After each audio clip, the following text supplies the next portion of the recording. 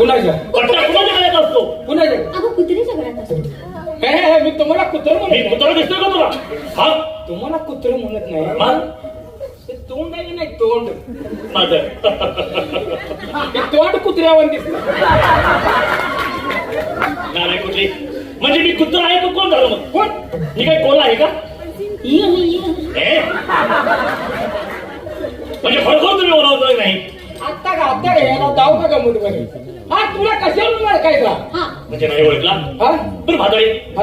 तुम्ही सांगा तुम्ही आलात कुठून?